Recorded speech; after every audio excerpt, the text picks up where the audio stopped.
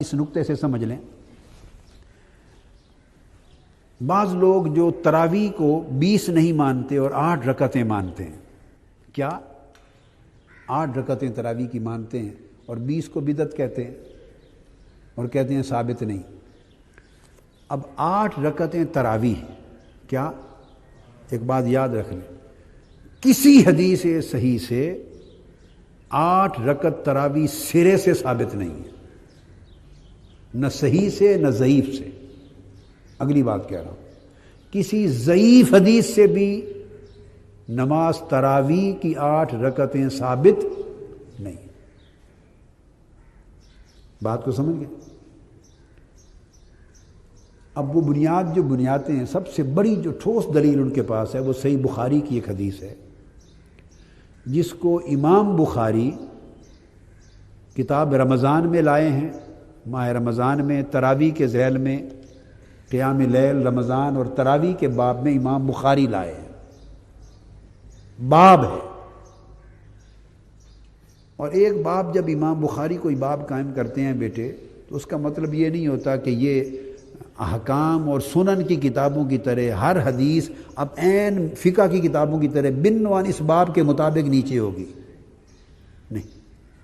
ان کا ایک نظم تبویب کا الگ ہے، کوئی نسبت مل جائے، کوئی جزئی نسبت مل جائے حدیث کے مضمون کی، لفظ کی نسبت مل جائے، لفظ مل جائے، مضمون مل جائے، حکم مل جائے، اطلاق مل جائے، واقعہ مل جائے، اس کا پس منظر، ورود کا مورد، کوئی مطابقت، کوئی مماثلت، سملیرٹی کسی قسم کی بھی اگر نسبت مل جائے تو وہ اس باب میں لے آتے ہیں، بہت ساری حدیث کو جمع کر دیتے ہیں۔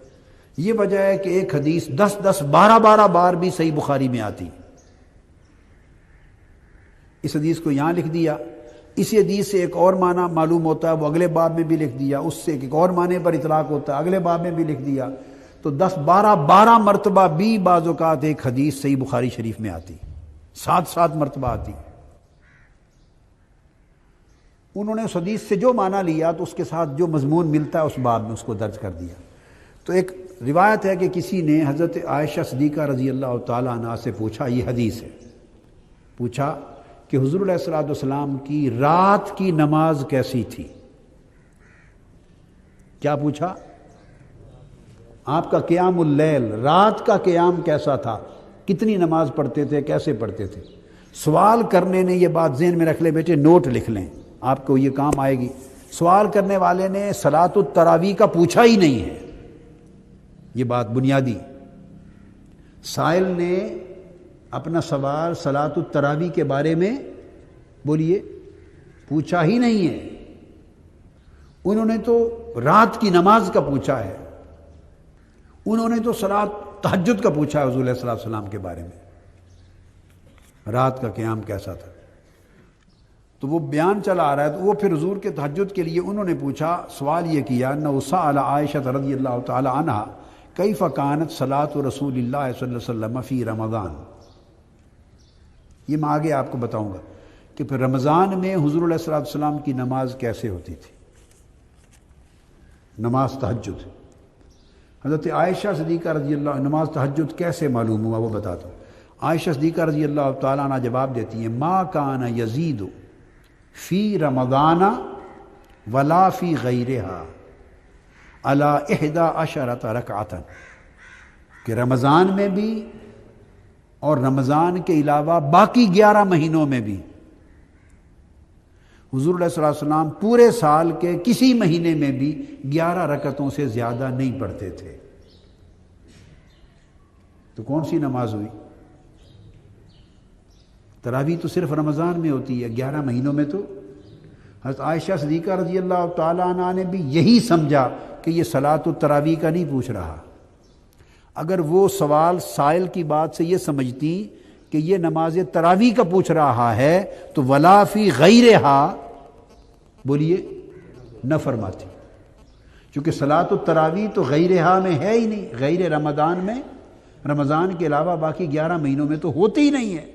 پھر وہ یہ نہ کہتی کہ فی رمضان ولا فی غیرہا، اس کا مطلب ہے وہ ایک ایسی نماز کی رکعتیں بتا رہی ہیں جو نماز رمضان میں بھی راتوں کو پڑھی جاتی ہے اور غیر رمضان باقی 11 مہینوں میں بھی پڑھی جاتی ہے اور وہ صرف صلاۃ التہجد ہے۔ یہ جواب دیا، پھر 4 پڑھتی، پھر 4، اور پھر اس کے بعد آگے وطروں کا ذکر ہے سارا۔ اب یہ جو میں بتانا چاہتا ہوں، امام بخاری نے یہ حدیث، اب حدیث کے متن میں تو سرے سے تراویح کا ذکر ہی نہیں، نہ سوال میں، اور جواب نے تو تصریح کر دی ہے، جواب نے تو تصریح کر دی ہے کہ یہ ہے ہی وہ نماز جو پورا سال پڑھی جاتی، وہ تہجد ہے۔ امام بخاری نے کیا کیا، اب بعض لوگوں نے اس کو تراویح بلا وجہ اس لیے سمجھ لیا کہ امام بخاری نے اس حدیث کو درج کیا ہے کتاب صلاۃ التراویح کے تحت، چونکہ انہوں نے کتاب صلاۃ التراویح کے تحت درج کیا ہے، انہوں نے بلا وجہ اس کو، اس حدیث کا اطلاق نماز تراویح پہ کر دیا، جبکہ سمجھ لیں کہ اس کتاب، اس عنوان کے تحت درج کرنا یہ تو حدیث نہیں ہے، یہ تو امام بخاری کا فہم ہے۔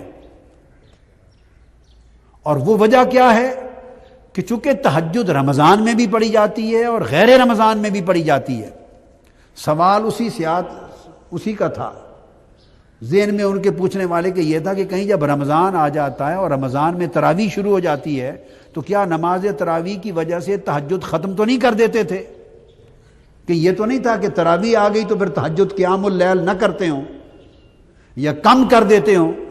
پوچھنے والے کا مقصد ذہن میں یہ تھا، تو اس پر انہوں نے جواب دیا کہ وہ 11 ہی پڑھتے تھے اور اس سے زائد نہیں کرتے تھے۔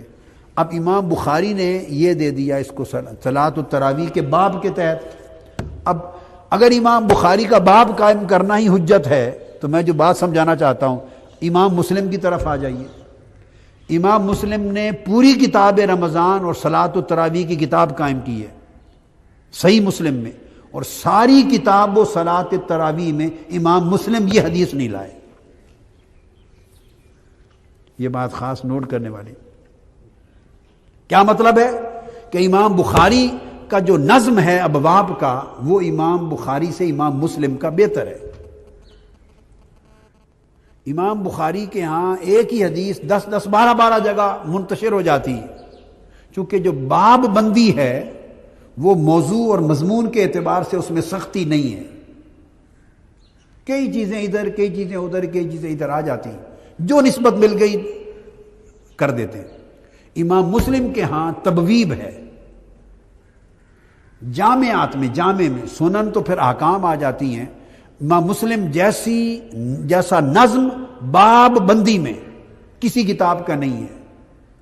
وہ تمام احادیث کو اکٹھا کر دیتے ہیں، ایک ہی مضمون اور ایک ہی جگہ لے آتے ہیں، تمام اسانید کو بھی جمع کر دیتے ہیں، تمام طرق کو جمع کر دیتے ہیں، تمام ایک ہی مضمون کی حدیث کو ایک یکجا کر دیتے ہیں، اور تبویب کا نظم ان کا اچھا ہے۔ اب امام مسلم بھی امام بخاری کے ساتھ ہیں۔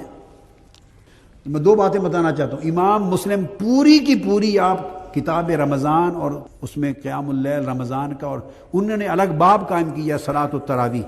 اب بس آپ نوٹ کر لیں، کتاب صلاۃ التراویح رمضان میں امام مسلم نے باب قائم کیا، اور پوری کتاب میں صلاۃ التراویح کی کتاب میں امام مسلم یہ حدیث نہیں لائے۔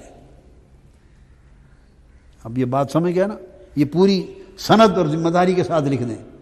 تو اس کا کیا مطلب ہوا کہ امام مسلم کو صلاۃ التراویح کے تحت اس حدیث کو لانے پر اختلاف ہے، انکار ہے، امام مسلم کا انکار ہے اس باب کے تحت یہ حدیث لانا۔